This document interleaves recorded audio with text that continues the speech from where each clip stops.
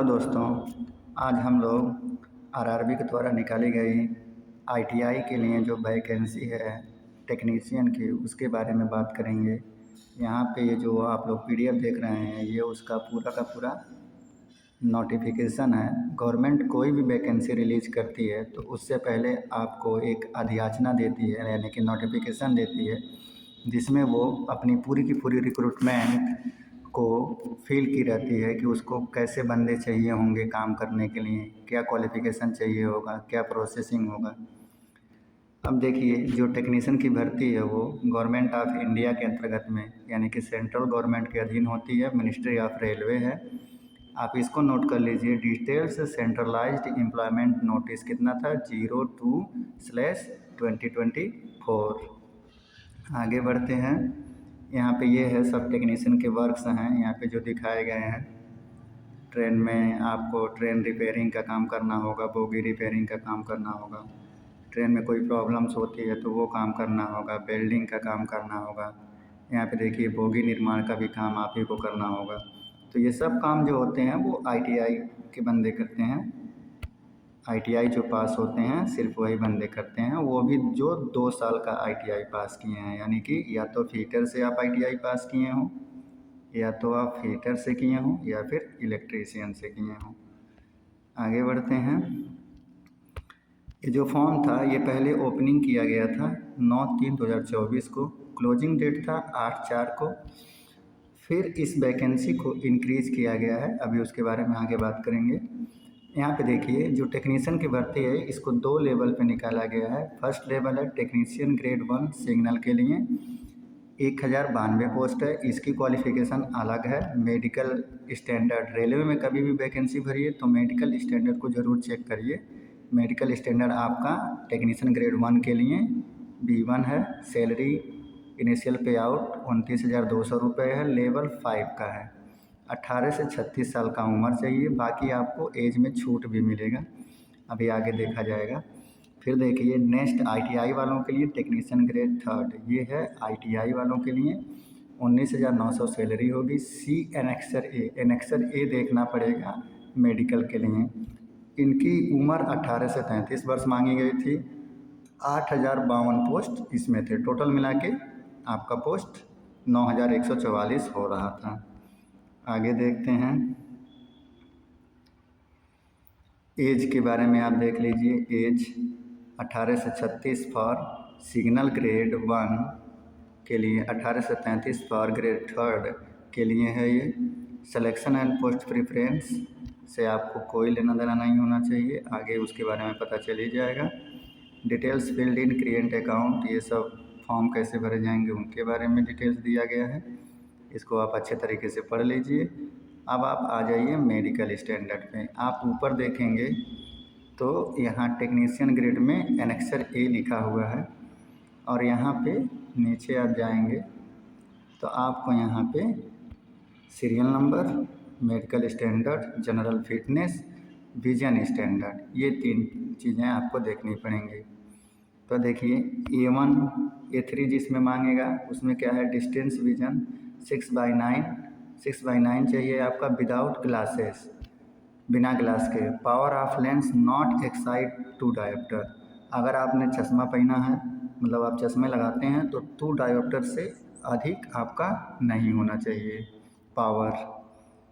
फिर near vision 0.6 का चाहिए, विदाउट या with glasses. Must be pass test on colour vision, binocular vision, night vision and mesopic vision, इतना vision को pass करना होगा आप अगर A3 में मेडिकल स्टैंडर्ड में आते हैं तो। B1 के लिए डिस्टेंस विजन 6/9 या 6/12 हो, विथ और without glasses.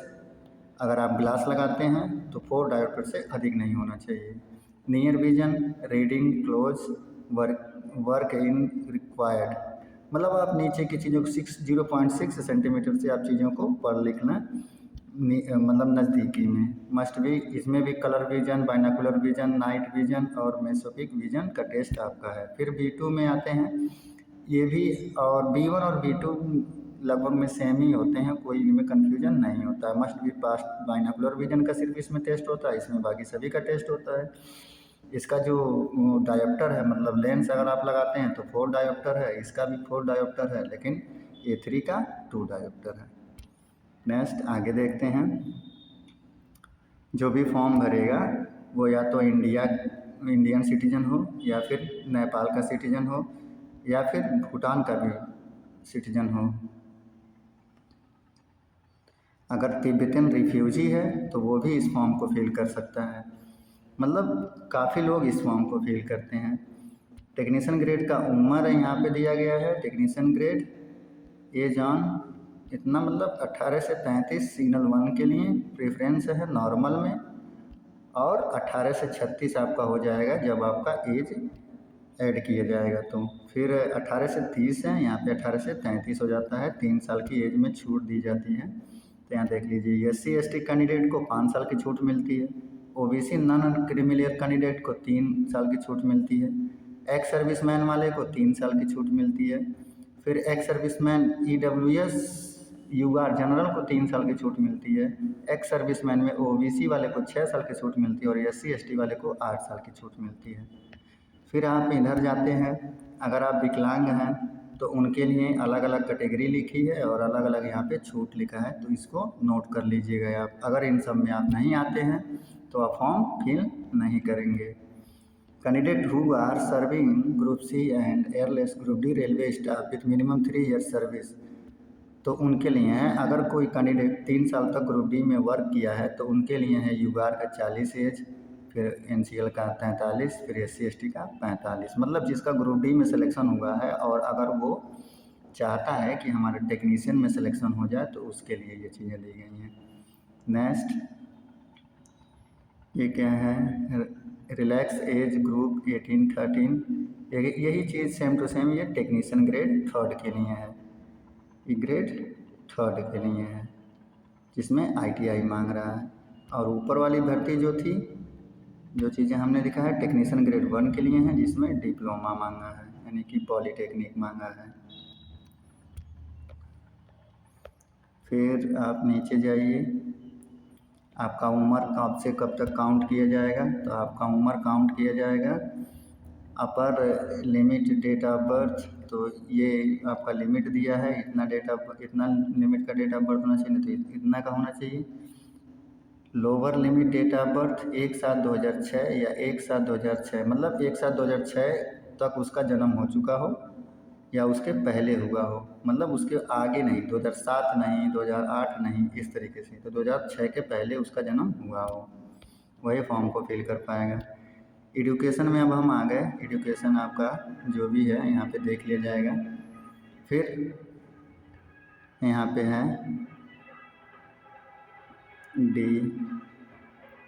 Education qualification, please see annexure A. Annexure A को देखना पड़ेगा प्रेफरेंस क्वालिफिकेशन के लिए। कैंडिडेट एनेक्सर ए को यहाँ पे ध्यान में रखना पड़ेगा आपको। फिर नेक्स्ट थोड़ा सा बड़ा कर लेने दीजिए।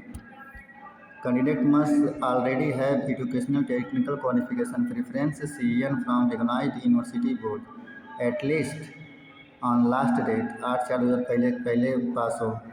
Submission of online application, online application का जिस दिन लास्ट डेट होता है उससे पहले लड़का पास होना चाहिए, किसमें, टेक्निकल डिग्री में। फिर दो जे waiting result final examination preference educational technical qualification should not apply. जो लोग वेटिंग में, मतलब जिनका रिजल्ट अभी जारी नहीं किया गया है, वो लोग इस फॉर्म को नहीं फिल कर पाएंगे। Diploma degree engineering will not be accepted. Course completed act apprenticeship ITI for the post of technician in pay level 2। Level 2 में कोई भी डिप्लोमा डिग्री एक्सेप्टेड नहीं की जाएगी। Graduate apprenticeship not will be accepted. अगर कोई ग्रेजुएशन करके भी अप्रेंटिसशिप किया होगा तो उसके लिए भी टेक्नीशियन ग्रेड 3rd में कोई जगह नहीं है। फिर नेक्स्ट आप आगे बढ़िए, यहाँ पे फ़ी के बारे में दिया हुआ है। अभी हम लोग यहाँ पे एनेक्सर ए जो है, अभी हम लोग आगे देखेंगे कि वहाँ पे क्या क्या मांगा है। For candidate appearing in CBT 1, for candidate out of fee 25, जो 500 रुपये जमा करेंगे जनरल OBC के लिए, ये 500 रुपये का आपका है। एन अमाउंट ऑफ 400 रुपये shall be refunded by deducting bank charge on appearing in CBT। जब ये CBT 1 में आप बैठेंगे, पहली परीक्षा जब आप देंगे CBT 1 की, ऑनलाइन CBT 1 की जब आप परीक्षा देंगे तो आपको 400 रुपये वापस मिल जाएंगे, 500 रुपये आप जमा करेंगे तो। नीचे दिया है आपका SC ST ex serviceman, female, transgender, minority, economic weaker section, इन सभी के लिए 250 रुपये फीस है, जो कि 250 रुपये इनको वापस मिल जाएगा जब ये CBT 1 को अटेंड करेंगे। The applicable examination fees also required paid separately for each पे लेवल। हर अलग अलग लेवल में अगर आप जॉब भरते हैं फॉर्म तो अलग अलग पेमेंट आपको देने पड़ेंगे। ये सब पेमेंट आपको ऑनलाइन फ़ोनपे, गूगल पे, किसी पे के थ्रू आप ऑनलाइन पे कर सकते हैं। माइनॉरिटी कैटेगरी में कौन कौन आते हैं इनको देख लीजिएगा। मुस्लिम, क्रिश्चियन, सिख, बुद्ध, जैन, ये सब आते हैं तो इनको मिला लीजिएगा। EBC इकोनॉमिक बैकवर्ड क्लासेस, जिनकी फैमिली की इनकम 50,000 से कम होगी वो लोग इकोनॉमिक वीकर सेक्शन में आ जाएंगे। उनको आय प्रमाण पत्र देना होगा डिस्ट्रिक्ट मजिस्ट्रेट के द्वारा। जैसे आप लोग तहसीलदार वगैरह से जो अपना आय प्रमाण पत्र बनवाते हैं वही दे देंगे। यहाँ पे रिजर्वेशन के बारे में लिखा हुआ है तो इसको आप लोग ध्यान से पढ़ लीजिएगा, रिजर्वेशन किनको किस हिसाब से मिलता है। फिर नीचे हम जाएंगे, इम्पोर्टेंट नोटिस, फिर नीचे और जाएंगे, हमको देखना है सिलेक्शन प्रोसेस। हाँ, रिक्रूटमेंट सिलेक्शन प्रोसेस पे अब आप ध्यान दीजिए। रिक्रूटमेंट सिलेक्शन प्रोसेस क्या मांग रहा है? पहला, candidate should apply only online. Online के मोड पे आप अप्लाई करेंगे। आप किसी भी RRB में अप्लाई कर सकते हैं। RRB के 18 जोन हैं, किसी भी जोन में आप अप्लाई कर लीजिए।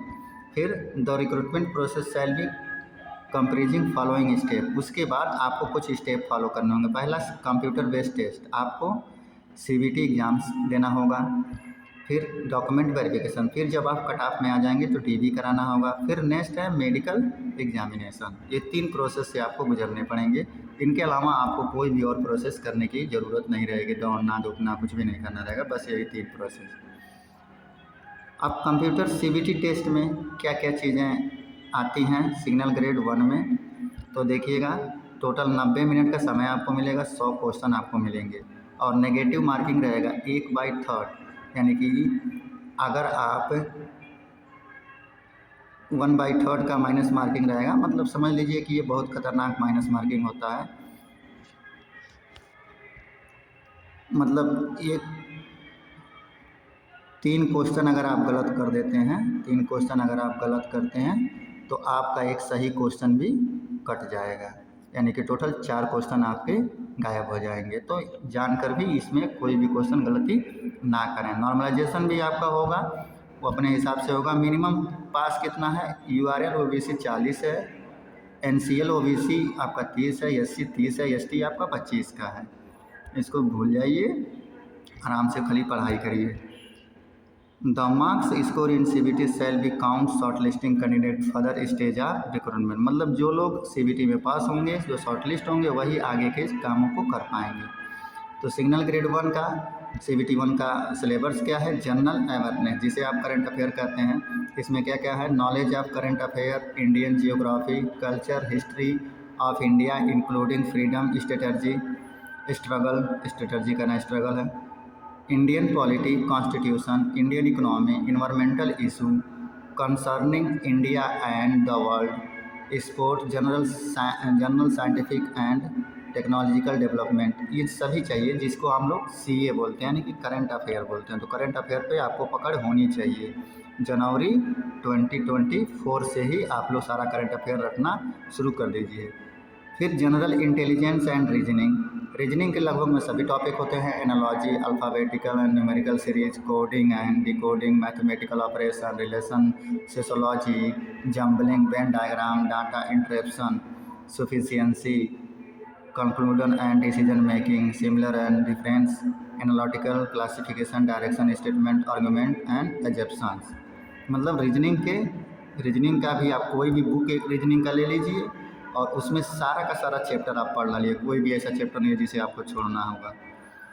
फिर देखिए टेक्निकल ग्रेड 1 में, ये ग्रेड 1 का है। 2 मिनट, ये टेक्निकल ग्रेड 1 का है। तो इसमें देखिए बेसिक कंप्यूटर एंड एप्लीकेशंस हैं, जिसके बारे में आपको architecture of computer, input and output device, storage device, networking operation, मतलब बेसिक कंप्यूटर का भी इसमें से चला हुआ। फिर मैथमेटिक्स है, जिसमें से सारे के सारे मैथमेटिक्स के सारे सिलेबस हैं। फिर basic science and engineering next है, तो यहाँ पे भी पूरा का पूरा है। Physical fundamental, unit measurement, Ohm's law, limitation, resistance, ampere, magnetic, long strategic, electronics and measurement. इसको ध्यान से आप लोग पढ़ लीजिए, जिनको ग्रेड 1 में देना है वो इसको ध्यान से पढ़ लेंगे, कॉपी पे लिख लेंगे। क्वेश्चन देख लीजिए, टेक्निकल ग्रेड 1 में क्वेश्चन किस हिसाब से आएंगे। जनरल अवेयरनेस से 10 क्वेश्चन रहेंगे 10 नंबर का। रीजनिंग से 15 क्वेश्चन मिलेंगे आपको 15 नंबर का। कंप्यूटर से आपको 20 क्वेश्चन मिलेंगे 20 नंबर का। मैथमेटिक्स से 20 क्वेश्चन मिलेंगे 20 नंबर का। और बेसिक इंजीनियरिंग साइंस से 35 क्वेश्चन मिलेंगे 35 नंबर का। तो ये आप सिलेबस अगर ग्रेड 1 में आप भरना चाहते हैं तो इसको अच्छे से पढ़ लीजिए। आपको 90 मिनट मिलेगा। 90 मिनट में आपको कितने क्वेश्चन देने होंगे? 100 क्वेश्चन देने होंगे। फिर अब हम बात कर लेते हैं टेक्निकल ग्रेड 3 का। इसको भी 90 मिनट दिया जाएगा, 100 क्वेश्चन करना होगा, 1/3 की माइनस मार्किंग होगी। बाकी सब व्यवस्था वैसा ही है, लेकिन इसका सिलेबस देखिए। Mathematics, number system, BODMAS, decimal, fraction, LCM, HCF, ratio, proportion, percentage, mensuration, time और time distance, simple compound interest, profit and loss, algebraical, geometrical, trigonometry, elementary statistics, square root, age calculation, calendar, clock, pipe and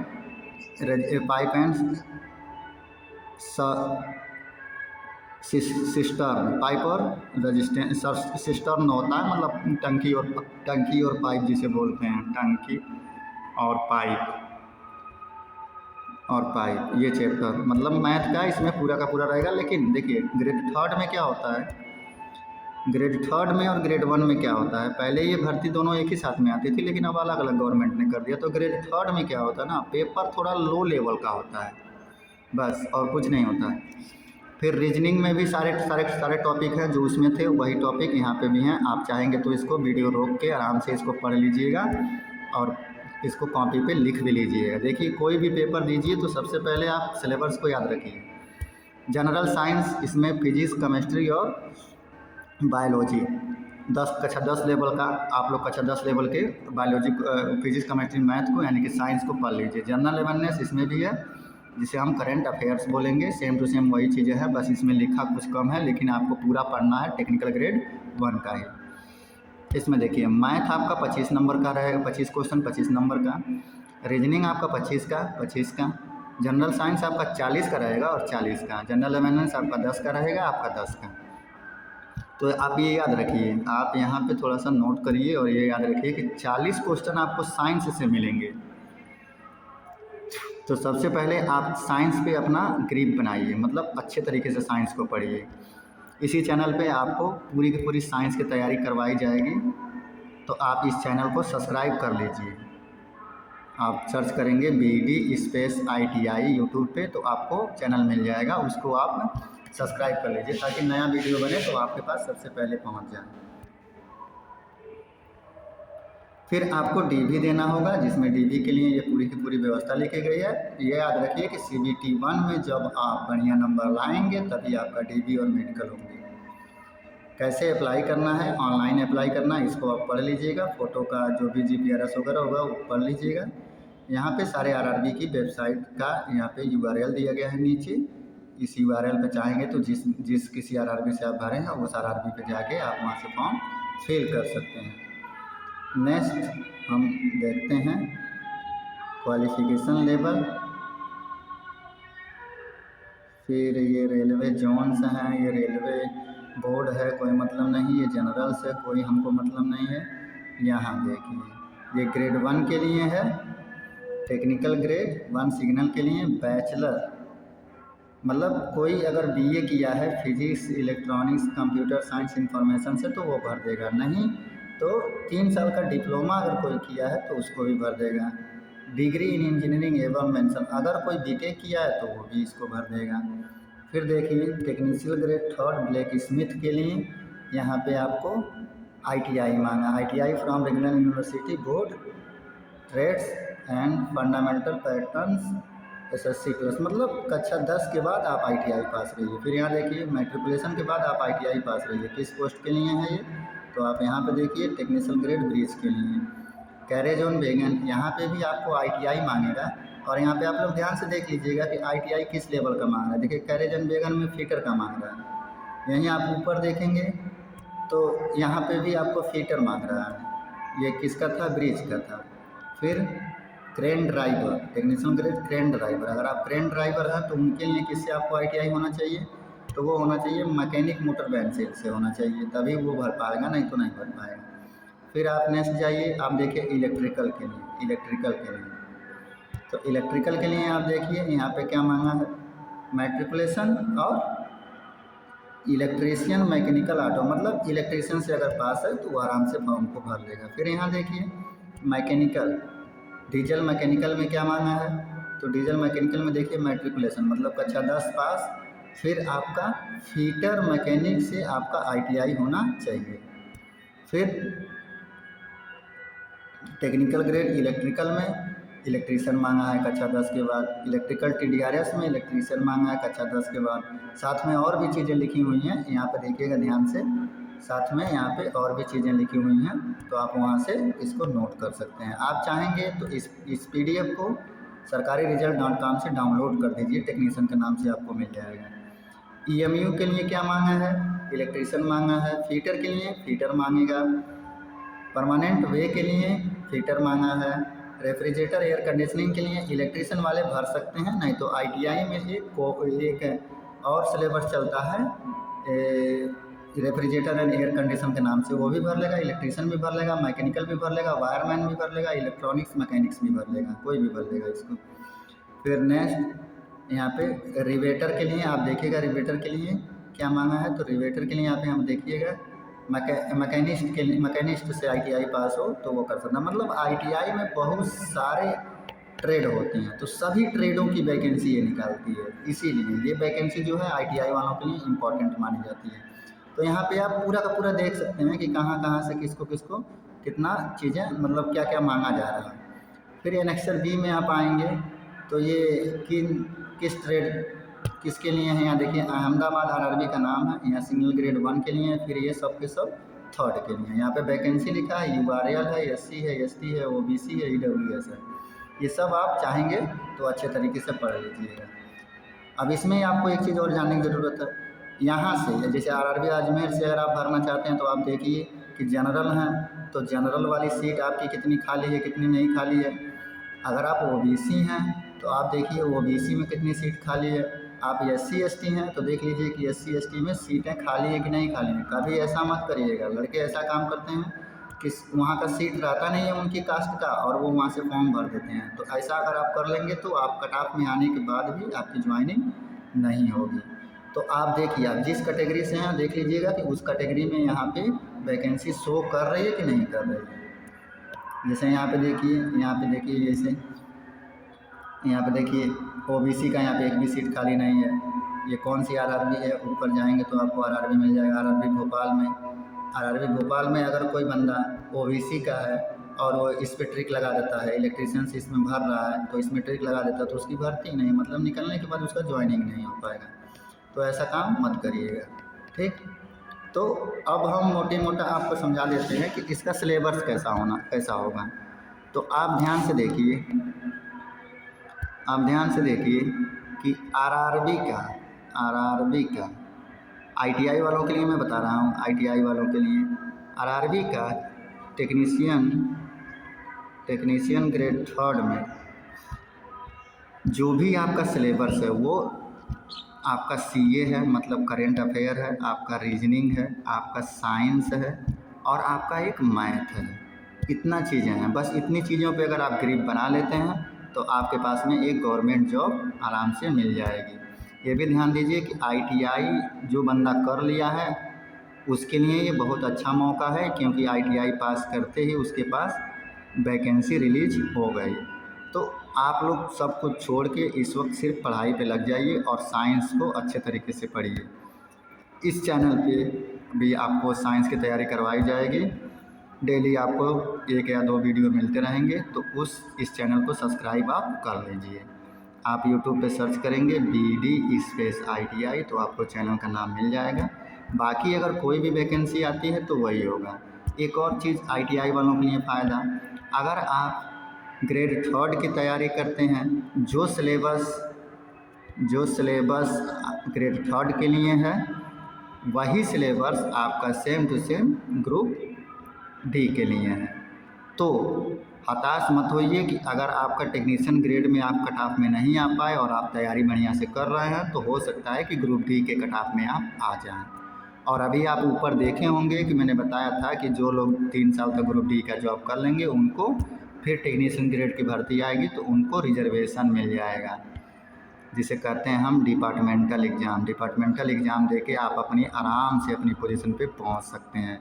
तो ये मत सोचिए कि group D है तो हमको वहाँ पे नहीं करना है, टेक्नीशियन है तो हमको नहीं करना। देखिए टेक्नीशियन आपका अच्छा जॉब होता है, लेकिन ग्रुप डी भी कोई ख़राब जॉब नहीं है, ग्रुप डी भी कोई ख़राब जॉब नहीं है। ठीक है, अब हम यहाँ पे अपने वीडियो को बंद करते हैं।